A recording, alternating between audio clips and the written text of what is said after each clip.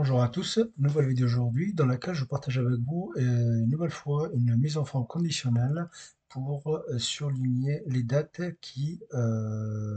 venir dans les 60 jours par exemple. Donc là j'ai mis une petite formule, ici j'ai 60, si je mets 70 jours. Donc la formule ici, l'intitulé change et les couleurs s'il y en a, ben, ils changeront. D'accord? Donc si je remets 60, il change pas. Donc on est toujours dans. Et si je mets, admettons, 100, là, ça va changer. Si je mets 30 jours, par exemple, 40 jours, là, j'aurai plus que 2. Donc la formule ici, elle est dynamique par rapport à ce qu'on met dans cette case-là. Et, euh, et surtout, la mise en forme, elle s'applique correctement. Donc je vais effacer la mise en forme sur le petit tableau et on va faire ça ensemble. Je viens d'effacer la mise en forme conditionnelle. Donc, pour pouvoir faire cette mise en forme conditionnelle, on va utiliser, comme les dernières fois pour la mise en forme conditionnelle, on va utiliser une fonction. Donc, une formule, pardon. Donc, cette formule-là, dans laquelle on va combiner la fonction et la fonction aujourd'hui. Donc, je vais lui demander donc je vais taper le signe égal pour entrer pour indiquer à Excel que je vais faire soit un calcul, soit une formule. Donc je vais appeler la fonction et je fais tab pour entrer dedans. Et là, j'ai quoi? La valeur logique. Qu'est-ce que je vais lui demander? Si, donc en fait, il y a deux valeurs qui doivent être logiques ici.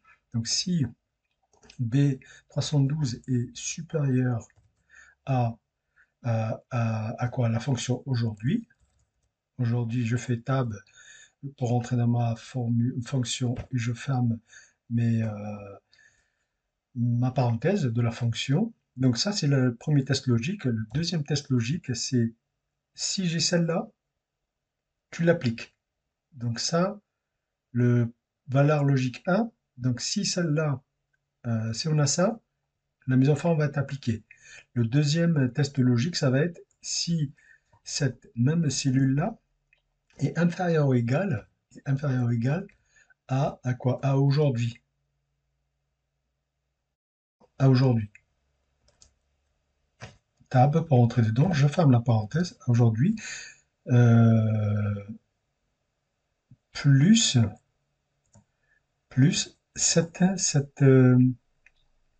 j'ai oublié de le dire tout à l'heure, plus cette cellule-là. Cette cellule-là, je l'ai nommée. Donc ça va apparaître, on a le signe ici, jour. Donc tout ça, en fait, on va lui mettre entre parenthèses, parce qu'on va lui demander de calculer ça en premier, et je vais fermer ma dernière parenthèse de la fonction et. Donc, premier test logique, je veux, si premier test logique là tombe dans le tableau, apparaît dans le tableau, la mise en forme conditionnelle s'exécute, ou si j'ai ce deuxième test là, test logique là, je veux qu'il s'applique aussi. Donc là, j'ai fermé j'ai terminé ma fonction, ma formule, pardon. Il ne me reste plus qu'à appuyer sur CTRL entrée pour rester dans ma cellule. Et là, c'est faux. Si je mets 60, vrai. Donc, soit je tire vers le bas, soit je double-clique. J'ai des cellules remplies à côté. Donc, je tire ou je double-clique. Donc là, j'ai quoi? J'ai trois vrais. Trois vrais. Là, pour l'instant, je travaille que ça sur cette colonne-là. Hein. D'accord? Si je veux le mettre là, il faudra que je mette une deuxième ici, je vérifie à côté. Mais là, ça nous montre déjà que la formule, elle est fonctionnelle. Donc, à partir de là, je prends donc je viens toujours vers la fin, touche F2 pour toujours vérifier que ma fonction a bien glissé, que ma formule a bien glissé et que toutes les cellules euh, de calcul en fait je veux dire se répercutent. Et là, pour vous montrer là, donc la cellule, je fais échappe pour sortir, donc la cellule ici, je l'ai nommée là. Pour nommer une cellule, j'avais déjà fait une vidéo. Rien. Vraiment très pratique des fois, surtout quand il s'agit des calculs, tout ça, pour éviter figé, pas figé, les cellules. Euh, donc c'est vraiment très pratique. Ok, donc je viens toujours dernière cellule, ou une des formules, par exemple. Moi j'aime bien aller toujours vers la dernière, comme ça je vois tout de suite l'erreur s'il y en a une. Touche F2 et je vois. Ok, donc ma formule a bien glissé jusqu'à la dernière entrée ici et que cette cellule-là n'a pas bougé, n'a pas bougé. Pourquoi? Parce que elle est déjà, je l'ai déjà nommée. C'est une cellule nommée. D'accord? Ou des fois, on peut avoir aussi des plages nommées. Donc, ça éviterait de toujours de mettre la touche F4 euh, et tapoter deux, trois fois pour figer la cellule. Donc, honnêtement, quand je pense, je le fais. Quand je pense pas, bah, touche F4. Mais voilà, pensez-y, c'est très pratique. Si vous y pensez, faites-le. Sinon, bah, touche F4. Et voilà, vous tapotez une, deux, trois fois. Ça dépend ce que vous voulez faire. Donc voilà, je fais échappe pour sortir de ma cellule. À partir de là, je prends,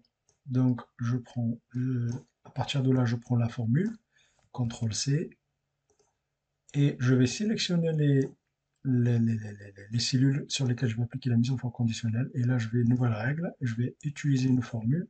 Je vais mettre, je vais copier cela, cette formule-là. Je vais dans mise en forme dans le remplissage, je choisis ma couleur, je fais OK. Et dès que je vais appliquer, dès que je vais mettre OK, ça va s'appliquer. OK, c'est admettons, je mets 100 jours. Voilà, si je mets 120 par exemple, donc la formule ici elle est dynamique par rapport à ce que je mets dans cette cellule-là. Et les cellules, et la mise en forme conditionnelle aussi, elle s'applique. Si je mets 30 jours, j'en ai que deux. Si je mets 20, j'ai plus rien. Si je mets 25, j'en ai qu'une. Ok, donc c'est vraiment pratique et c'est tout de suite, c'est visuel. On a tout de suite les prochaines dates à venir, quoi.